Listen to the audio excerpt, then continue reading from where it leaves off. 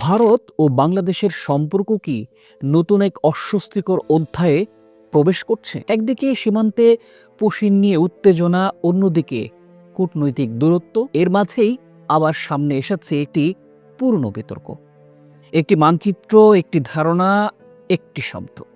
সেটি হলো গ্রেটার বাংলাদেশ। আবার কেউ এটিকে ভবিষ্যতের নিরাপত্তা হুমকি হিসেবেও দেখছেন। কিন্তু প্রশ্ন হলো, একটি মানচিত্র নিয়ে ভারতের উদ্বেগ এত বেশি কেন? বাংলাদেশ ভারত সম্পর্ক যত শীতল হচ্ছে, ততই কেন আবারও সামনে আসছে এই গ্রেটার বাংলাদেশ বিতর্ক? আর এই পুরো ঘটনার পেছনে কি শুধুই ইতিহাস, নাকি আছে আরও বড় কোনো ভূরাজনৈতিক বাস্তবতা? প্রিয় দর্শক, আজকের এই প্রতিবেদনে বিশ্লেষণ করা হবে গ্রেটার বাংলাদেশ বিতর্কের ইতিহাস, ভারতের উদ্বেগ, বাংলাদেশের অবস্থান এবং দক্ষিণ এশিয়ার নতুন কৌশলগত সমীকরণ।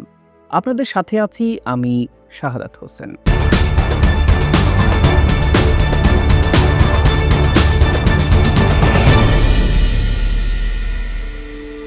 ভাবুন তো, এমন একটি মানচিত্র যেখানে বর্তমান বাংলাদেশের সীমানা ছাড়িয়ে ভারতের পশ্চিমবঙ্গ, ত্রিপুরা, আসামের বড় অংশ, এমনকি উত্তর পূর্ব ভারতের বিস্তীর্ণ অঞ্চলও যুক্ত হয়ে গেছে। ভারতের অনেক রাজনীতিক ও নিরাপত্তা বিশ্লেষক বলছেন এই ধারণাটি ভবিষ্যতের জন্য বিপজ্জনক। অন্যদিকে বাংলাদেশের পক্ষ থেকে বলা হচ্ছে এসব ঐতিহাসিক মানচিত্রকে রাজনৈতিকভাবেই ব্যবহার করার চেষ্টা।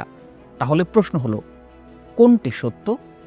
এই বিতর্ক কি বাস্তব কোনো হুমকি, নাকি এটি দক্ষিণ এশিয়ার রাজনীতিতে নতুন এক প্রচারণার যুদ্ধ? ভারতের উত্তর পূর্বাঞ্চলের 7টি রাজ্য মূল ভূখণ্ডের সঙ্গে যুক্ত রয়েছে মাত্র একটি সরু করিডোর দিয়ে, আর সেই করিডোরের নাম শিলিগুড়ি করিডোর।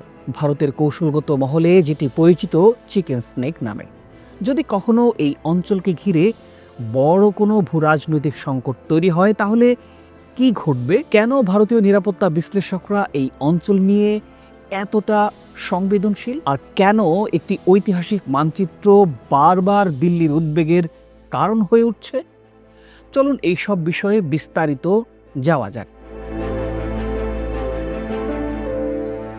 গ্রেটার বাংলাদেশ বিতর্ক নতুন কিছু নয়, তবে 2024 সালের শেষ দিক থেকে এই বিষয়টি আবারও আলোচনায় উঠে আসে। ভারতের কিছু গণমাধ্যম এবং নিরাপত্তা বিশ্লেষক দাবি করেন বাংলাদেশে এমন কিছু মানচিত্র ছড়িয়ে পড়ছে যেখানে বর্তমান বাংলাদেশের বাইরের বেশ কিছু অঞ্চলও অন্তর্ভুক্ত করা হয়েছে। এই আলোচনার কেন্দ্রে ছিল পশ্চিমবঙ্গ, আসাম, ত্রিপুরা, উত্তর পূর্ব ভারতের বিভিন্ন অংশ এবং মিয়ানমারের রাখাইন অঞ্চল। এখান থেকে শুরু হয় নতুন বিতর্ক। তবে বাংলাদেশের পক্ষ থেকে বলা হয় এসব মানচিত্র বর্তমান রাষ্ট্রীয় সীমানার দাবি নয়, বরং এগুলো মধ্যযুগীয় বঙ্গ সালতানাতের ঐতিহাসিক বিস্তৃতির প্রতিফলন। বিতর্কটি সবচাইতে বেশি আলোচিত হয় 2025 সালের পহেলা বৈশাখকে কেন্দ্র করে। ঢাকা বিশ্ববিদ্যালয় এলাকায় ঐতিহাসিক বঙ্গ সালতানাতের একটি মানচিত্র প্রদর্শন করা হয়। ভারতের কয়েকটি সংবাদ মাধ্যম সেটিকে গ্রেটার বাংলাদেশ মানচিত্র হিসেবেই তুলে ধরে। পরবর্তীতে বাংলাদেশের ফ্যাক্ট চেকিং প্রতিষ্ঠানগুলো দাবি করে এটি ইতিহাস ভিত্তিক প্রদর্শনী ছিল এবং এর সঙ্গে কোনো রাষ্ট্রীয় পরিকল্পনার সম্পর্ক নেই। কিন্তু বিতর্ক সেখানেই শেষ হয়নি, কারণ ভারতের উদ্বেগের পেছনে রয়েছে আরও বড় বাস্তবতা। সেই বাস্তবতার নাম শিলিগুড়ি করিডোর।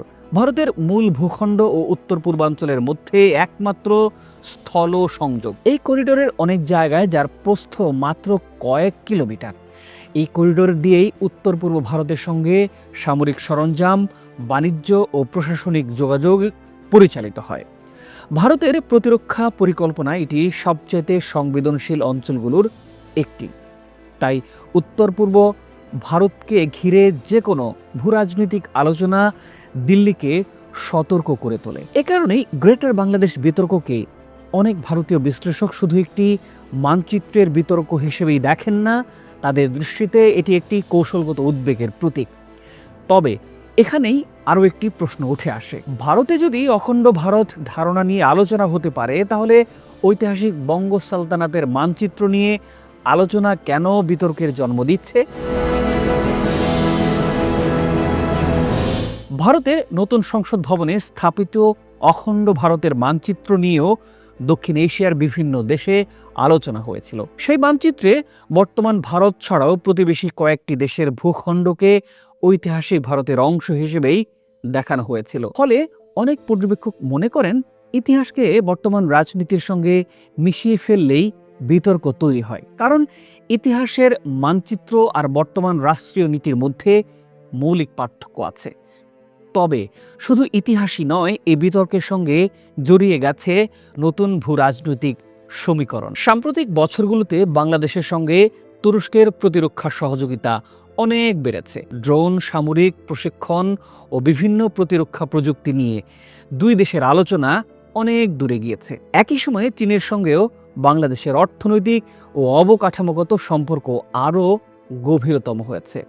এসব পরিবর্তনকে ভারত নিবিড়ভাবে পর্যবেক্ষণ করছে, কারণ দক্ষিণ এশিয়ায় প্রভাব ধরে রাখা দিল্লির দীর্ঘমেয়াদী কৌশলগত লক্ষ্য। ভারতের কিছু বিশ্লেষকের মতে বাংলাদেশ এখন আগের তুলনায় অনেক বেশি বহুমুখী পররাষ্ট্রনীতি অনুসরণ করছে, অর্থাৎ শুধু একটি শক্তির উপর নির্ভর না করে বিভিন্ন দেশের সঙ্গে সম্পর্ক বিস্তারের চেষ্টা করছে বাংলাদেশ।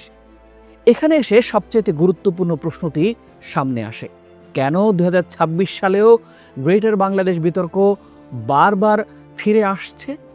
এর একটি কারণ হতে পারে বর্তমান বাংলাদেশ ভারত সম্পর্কের শীতলতা। সীমান্তে পশ্চিম নিয়ে উত্তেজনা, সীমান্ত ব্যবস্থাপনা নিয়ে মতপার্থক্য, বিভিন্ন কূটনৈতিক ইস্যুতে অস্বস্তি, দুই দেশের রাজনৈতিক অবস্থানের পরিবর্তন, সব মিলিয়ে সম্পর্ক আগের মতো উষ্ণ নেই। আর যখনই দুই দেশের সম্পর্কে উত্তেজনা বাড়ে, তখন পুরনো বিতর্কগুলো আবার নতুন করে সামনে চলে আসে। গ্রেটার বাংলাদেশ বিতর্ক তার অন্যতম একটা উদাহরণ। তাহলে বাস্তবতা আসলে কি? বর্তমান পর্যন্ত এমন কোনো প্রমাণ নেই যে বাংলাদেশ সরকার গ্রেটার বাংলাদেশ নামে কোনো রাষ্ট্রীয় প্রকল্প বা ভূখণ্ড সম্প্রসারণের পরিকল্পনা অনুসরণ করছে। কিন্তু এটাও সত্য যে ভারতের নিরাপত্তা মহলের একটি অংশ এই ধারণাকে গুরুত্ব দিয়ে পর্যবেক্ষণ করছে। অর্থাৎ বাস্তবতার চাইতে অনেক সময় ধারণা ও আশঙ্কাও আন্তর্জাতিক রাজনীতিতে গুরুত্বপূর্ণ হয়ে ওঠে। শেষ পর্যন্ত গ্রেটার বাংলাদেশ বিতর্কের সবচেয়ে বড় শিক্ষা হলো, মানচিত্র কখনো শুধু মানচিত্রই নয়, কখনো এটি ইতিহাস, কখনো এটি পরিচয়ের প্রশ্ন, কখনো এটি রাজনৈতিক বয়ান, আর কখনো এটি ভূরাজনৈতিক উদ্বেগের প্রতীক। আজ হয়তো এটি একটি বিতর্ক, কিন্তু এই বিতর্ক আমাদের মনে করিয়ে দেয় দক্ষিণ এশিয়ায় ইতিহাস, রাজনীতি এবং নিরাপত্তা একে অপরের সঙ্গে এতটাই জড়িত যে একটি পুরনো মানচিত্র নতুন কূটনৈতিক ঝড়ের কারণ হয়ে উঠতে পারে। আর সে কারণেই গ্রেটার বাংলাদেশ বিতর্ক এখন শুধু অতীতের কোনো গল্পই নয়, এটি বাংলাদেশ ভারত সম্পর্কের বর্তমান বাস্তবতা এবং ভবিষ্যৎ ভূরাজনীতির একটি গুরুত্বপূর্ণ আলোচ্য বিষয়। প্রিয় দর্শক, এই গ্রেটার বাংলাদেশ নিয়ে আপনার ভাবনা আমরা জানতে চাই। নিশ্চয়ই কমেন্ট করে জানাবেন। প্রতিবেদনটি ভালো লাগলে লাইক ও শেয়ার করে দেওয়ার আন্তরিক অনুরোধ রইল। আর নিশ্চয়ই আমাদের চ্যানেলটি সাবস্ক্রাইব করে পাশেই থাকবেন।